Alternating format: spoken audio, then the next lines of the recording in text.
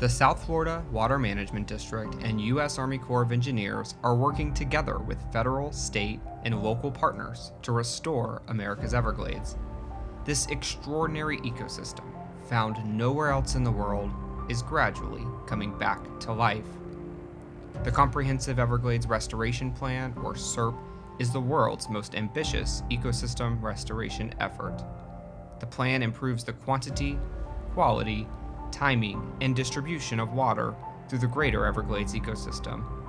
Across the region, recently completed projects are making a tangible difference for 9 million Floridians and our environment. There's more work to do to fully restore this unique ecosystem, but let's take a look at the more than 50 Everglades projects that have reached a major milestone, celebrated completion, or broken ground in the last few years.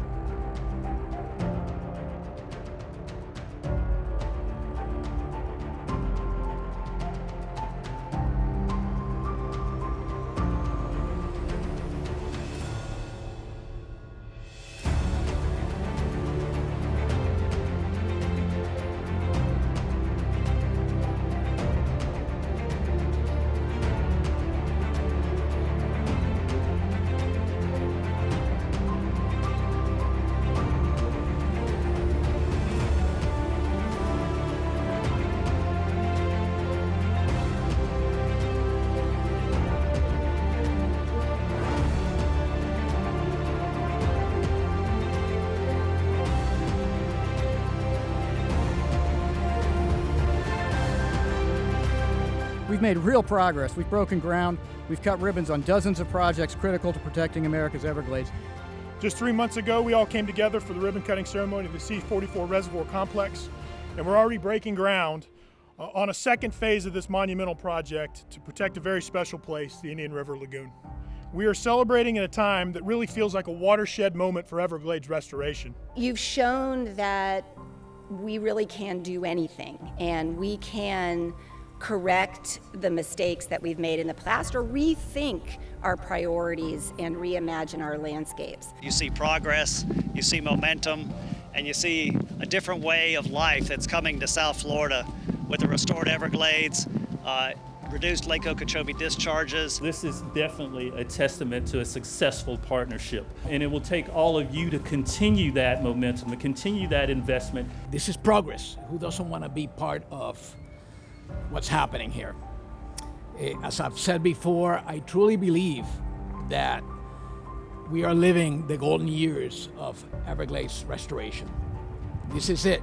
We're making it happen. A generation ago, our Everglades, our river of grass, was in peril.